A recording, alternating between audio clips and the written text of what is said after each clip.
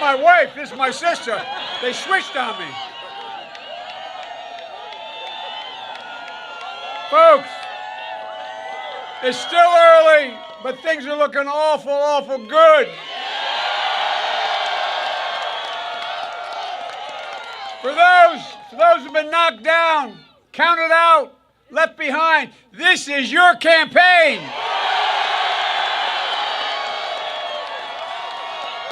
Just a few days ago, the press and the pundits had declared the campaign dead. And then came South Carolina, and they had something to say about it. And we're told, well, when you got to Super Tuesday, it'd be over. Well, it may be over for the other guy. Tell that to the folks in Virginia, North Carolina, Alabama, Tennessee, Oklahoma, Arkansas, Minnesota, and maybe even Massachusetts. It's too close to call. And we're still waiting for Texas and California, a few other small states to come in. But it's looking good. So I'm here to report we are very much alive.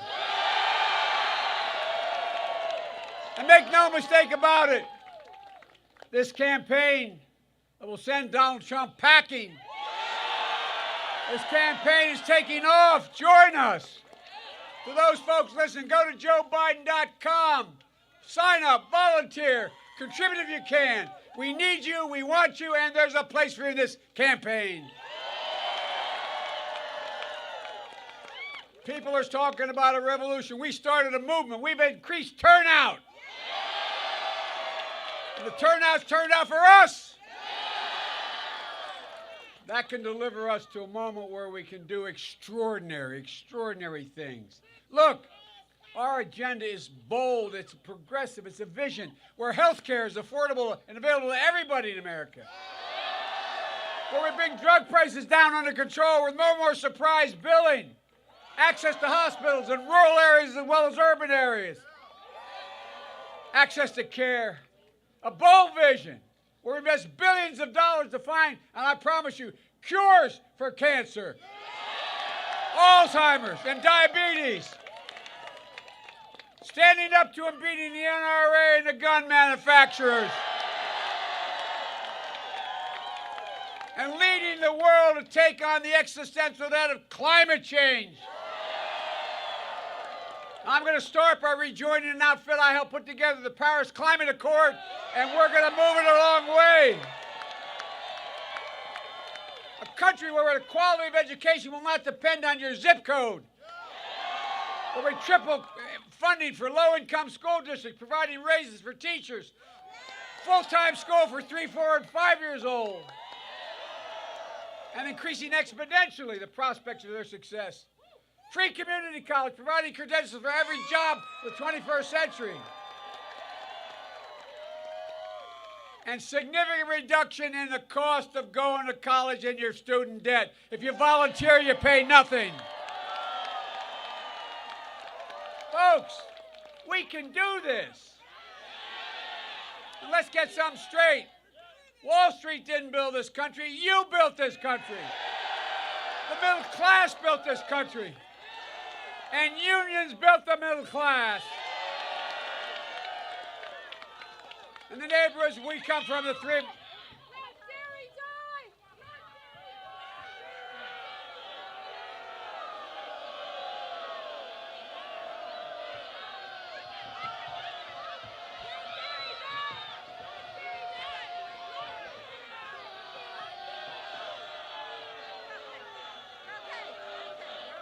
Well, let's see.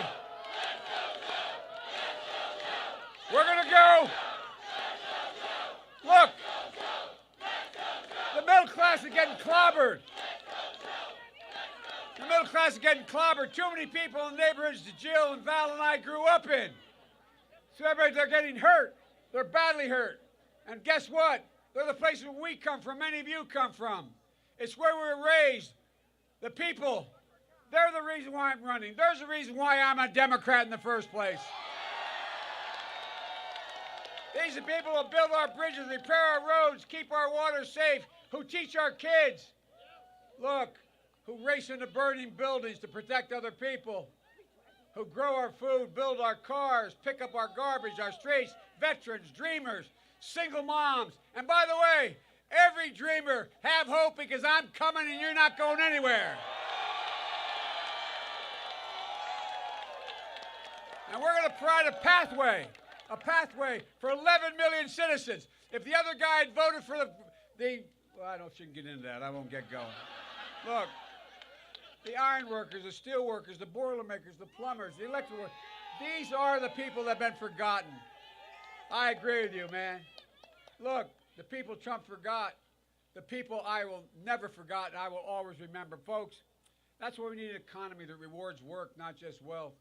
Reestablishes the middle class, and this time brings everybody along. Everybody. Regardless of their race, their ethnicity, whether their gender, their disability, their economic state. Democrats, Republicans, Independents, every stripe. Look, like we did in South Carolina, like we did across America today, like we'll do on all the way to the White House. Look, that's why I was so proud yesterday being embraced by Amy Klobuchar. We won Minnesota because of Amy Klobuchar. And we're doing well in Texas because of Beto O'Rourke. And that's why I was so proud, so incredibly proud to have Mayor Pete's endorsement as well. There's a man of character, intellect, and courage. And by the way, I was proud to be endorsed by Jim Clyburn. Man, he is something else.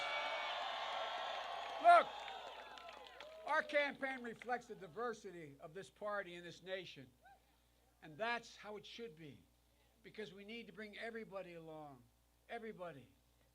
We want a nominee who will beat Donald Trump.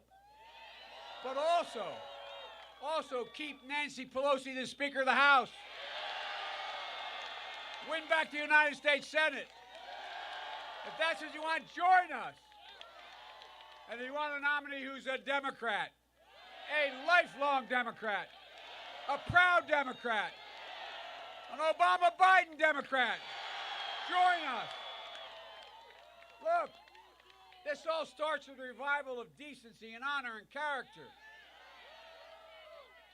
Trump has fanned the flames of hate and sought to divide us. He's insulted, demonized, and actually just the way he talks about people. He has not a single sense of empathy. He doesn't have any compassion. No regard for the values that made this country who we are. Not the way you were raised by your moms and dads.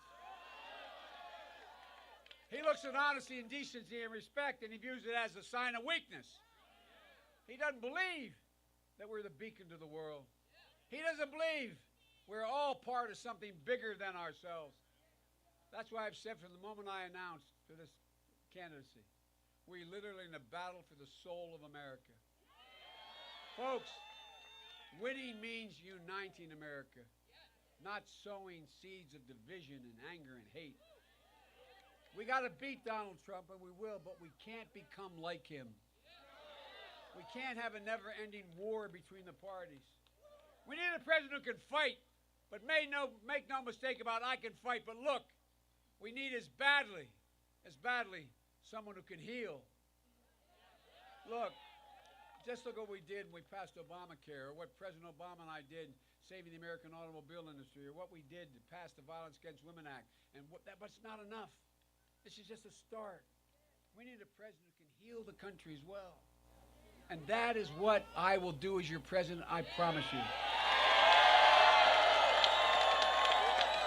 It's about delivering real results for you, your family, and the community. It's not about me, Jill, or Valerie. It's about you. It's about our families. To paraphrase the English poet Robert Browning, he said, our reach should exceed our grasp. And my reach does exceed our grasp because there's no doubt in my mind we can grasp whatever we reach for. Ladies and gentlemen, I quoted an English poet, but let me quote a real poet now. An Irish poet. Seamus Haney, who wrote a poem called The Cure of Troy. And here's what he says, and I believe this to the bottom of my being. He said, history says, don't hope on this side of the grave. But then, once in a lifetime, the longed-for tidal wave of justice rises up, and hope and history rhyme. We can make hope and history rhyme because of what we're saying. There's nothing we can't do. This is about the future. It's not about the past. It's about our children and our grandchildren. It's about leading this country and leading the world once again. Folks, we just have to remember who we are. My Lord, this is the United States of America. And it's time for America to get back up. And once again, fight for the proposition that we hold these truths to be self-evident. That all men and women are created equal, endowed by the Creator with certain inalienable rights. We say it so often in school, we don't realize how profound it is. We've never lived up to those words, but until this president, we've never walked away from it. Ladies and gentlemen, I believe with every fiber of my being, that's who we are. So let's get back up. We are a decent, brave, resilient people. We can believe again. But we are better than this moment. We are better than this president. So get back up and take back this country, the United States of America. There's not a single thing we can't do. God bless you, and may God protect our troops. Thank you, thank you, thank you. Thank you.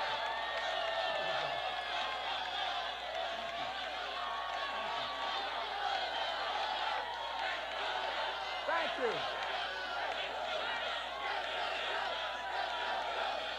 Thank you, thank you, thank you. We're going to do this, folks.